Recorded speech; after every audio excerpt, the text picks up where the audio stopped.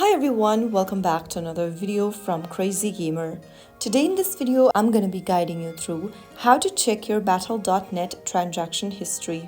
Whether you're tracking purchases, reviewing subscriptions, or managing your account, this guide will help you navigate the process effectively. First of all, open up your Battle.net application on your smartphone and log into your account. Once logged in, tap on your profile picture at the top left corner.